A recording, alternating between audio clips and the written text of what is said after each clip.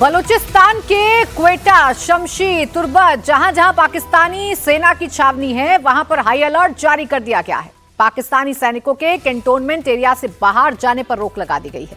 अगले 24 घंटे 72 घंटे में बलूचिस्तान में कुछ बहुत बड़ा होने वाला है और इसकी वजह आसिम मुनीर ही है।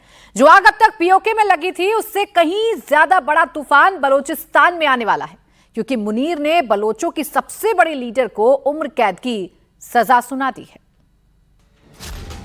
बलूचिस्तान की राजधानी क्वेटा में सन्नाटा है।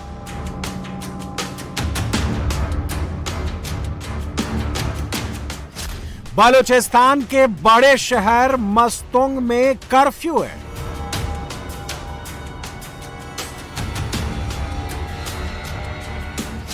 बलूचिस्तान के सुराब शहर में लॉकडाउन है।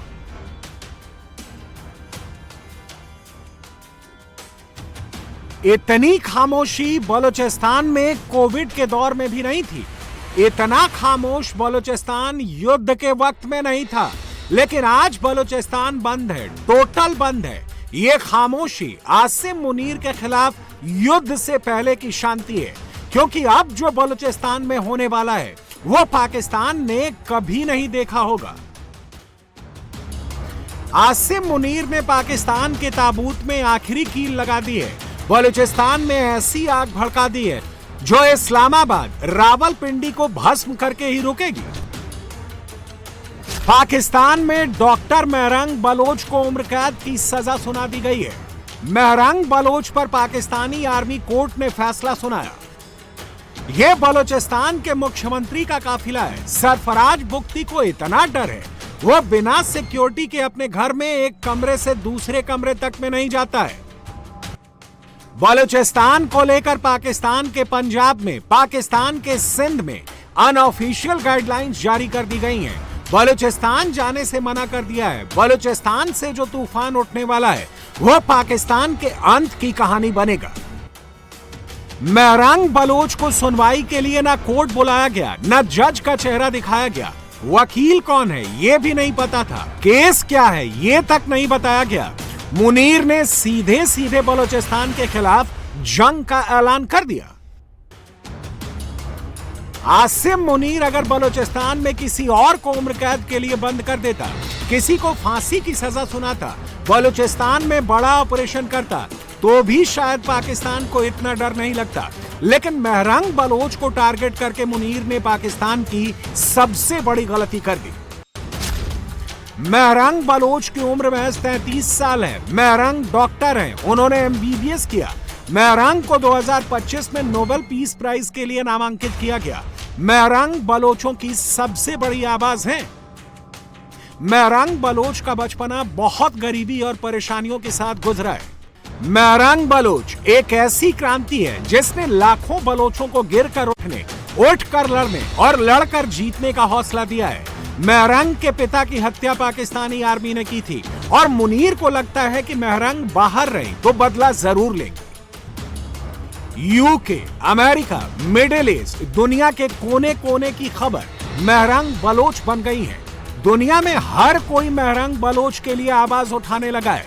लेकिन फिलहाल मुनीर को इस बात की टेंशन नहीं है, उसको फिक्र अब बलूचिस्तान की है। जब से मेहरंग बलोच के खिलाफ फैसला आया है, तब से बलूचिस्तान में टोटल लॉकडाउन लग गया है। सारी दुकानें, मार्केट, रास्ते, सब कुछ बंद है। ये सन्नाटा अब पाकिस्तानी आर्मी को बहुत डरा रहा है, 1971 की याद दिला रहा है। पाकिस्तानी सेना ने पहले ही पीओके में जंग भड़का दी है। केपीके में हर रोज गोलियां चल रही हैं। अब बलूचिस्तान में भी युद्ध का ऐलान हो गया है। पाकिस्तान का टूटना तय। इसका एहसास पाकिस्तान के सीनियर सांसदों को भी है। उन्होंने संसद में खड़े होकर शहबाज शरीफ के सामने आखिरी कोशिश भी की और चेतावनी भी दी। बलूचिस्तान और पीओके दो ऐसी जगह हैं जो कभी पाकिस्तान का हिस्सा नहीं थी। दोनों जगहों पर पाकिस्तानी सेना ने कब्जा किया। 1947-48 में पीओके पर कब्जा हुआ। 1948 में बलूचिस्तान पर पाकिस्तानी सेना ने कब्जा किया।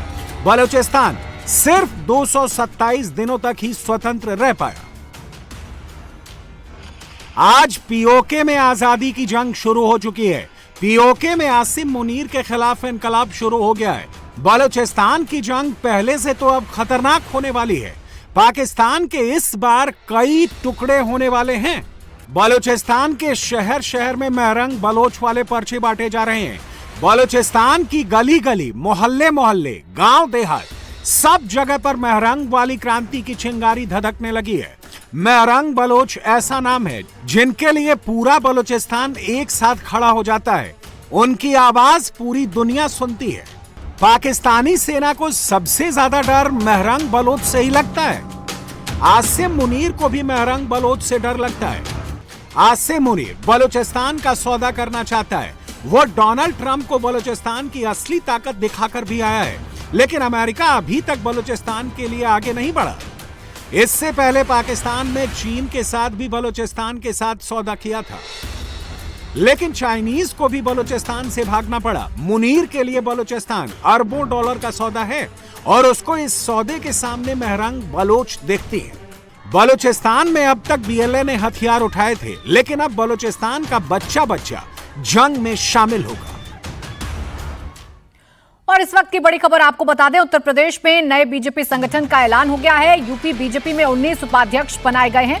यूपी बीजेपी में 8 महामंत्री बनाए गए हैं, 19 मंत्री बनाए गए हैं। पूजा पाल जो कि समाजवादी पार्टी से बीजेपी में शामिल हुई, उनको बीजेपी की उपाध्यक्ष नियुक्त किया गया है। नवाब सिंह नागर पश्चिम क्षेत्र के अध्यक्ष बनाए गए हैं। तो इसके साथ ही साथ राजनाथ सिंह के बेटे नीरज सिंह को भी जिम्मेदारी दी गई है। तो ये सूची सबके सामने आ गई है। 2027 की जिम्मेदारी सूची के ऊपर होगी, इन सूची में शामिल नामों के ऊपर होगी। रुचि कुमार मेरी सहयोगी इस वक्त हमारे साथ जुड़ गई हैं। रुचि, इसमें पूजा पाल का नाम मुझे समझ में आ रहा है, राजनाथ सिंह के बेटे का नाम मुझे समझ में आ रहा है, सुरेश राणा जो पूर्व गन्ना मंत्री रहे उत्तर प्रदेश के, उनको भी जिम्मेदारी दी गई है। सत्यपाल सैनी की बात करें तो ये भी पश्चिम क्षेत्र से आते हैं, इनको भी जिम्मेदारी दी गई है। और क्या यहाँ पर आपको समझ में आ रहा है इस लिस्ट को देखकर?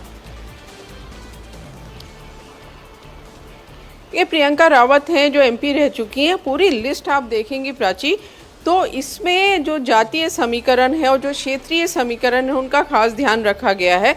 इस लिस्ट को बनाने में काफ़ी ज़्यादा टाइम बीजेपी ने लगाया है। जो यूपी बीजेपी के अध्यक्ष नए बने हैं पंकज चौधरी, पिछले कई महीनों से कई बार उनकी दिल्ली में बड़े नेताओं से, मंत्रियों से मीटिंग हो रही थी।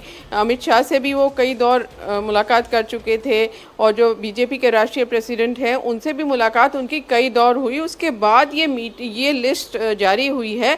तो जिस तरह से अखिलेश यादव का जो पीडीए समीकरण है, पिछड़ा दलित, अल्पसंख्यक तो बीजेपी में नहीं लेकिन पिछड़ा दलित जो है उसको टारगेट करने की कोशिश है। तो पूरी लिस्ट आप देखेंगी, अब चाहे आप देखिए प्रियंका रावत हैं, दुर्ब्रजेश शाह के हैं, शाह के जो लोग हैं, पूरा आप जो उधर इटावा सैफई की बेल्ट है वहाँ शाह के वोटों का बहुत ज़्यादा प्रभाव है, बहुत मायने रखते हैं। पूजा पाल तो हैं जिनको कहा जा रहा था कि वो जब मंत्रिमंडल विस्तार होगा तो वो मंत्री बनाई जाएंगी पूजा पाल, क्योंकि वो समाजवादी पार्टी में जब थी तो क्रॉस वोट किया था उन्होंने राज्यसभा चुनाव में और उसके बाद वो बीजेपी में आ गई थी। तो मंत्री तो नहीं बनी लेकिन उनको उपाध्यक्ष बनाया गया है। शंकर गिरी हैं। आप पूरा जो नाम देखेंगे, सुरेश मौर्य है, राजेश यादव हैं।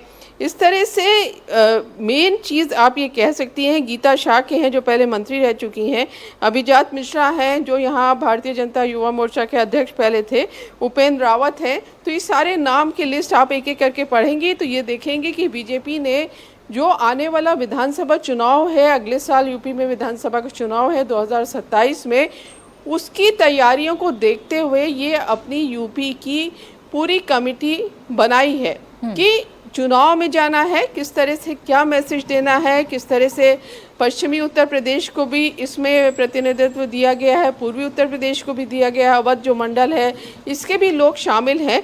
तो हर चीज़ का बहुत ज़्यादा इसमें ध्यान रखा गया है। श्रीमती किरण लोधी निषाद हैं, बिंद हैं, राकेश बिंद हैं। तो इस तरह से आप एक एक नाम देखेंगे, राहुल वाल्मीकि हैं, दीपमाला संतोषी हैं। तो पूरा ध्यान यही है कि विधानसभा चुनाव आए तो ये जो बीजेपी की यहाँ की स्टेट यूनिट है वो पूरी मजबूती से इस चुनाव मैदान में बिल्कुल रुचि, उतरे और कास्ट अपने-अपने इक्वेशन का इलाके ध्यान में रखा गया है, जो बीजेपी के नेता काम है, जो दूसरे दल सरकार से आए हैं उनका भी ध्यान रखा गया है, और पीडीए फॉर्मूला जो अखिलेश यादव का 24 के चुनावों में चल गया था उसको भी ध्यान में रखकर ये लिस्ट तैयार की गई है। और क्षेत्रीय अध्यक्ष की बात करें तो पश्चिम से श्री नवाब सिंह नागर, ब्रज से पूरन लाल लोधी, कानपुर से रामकिशोर साहू, अवध से अवधेश द्विवेदी, काशी से अशोक चौरसिया और गोरखपुर से श्री विनोद राय हैं।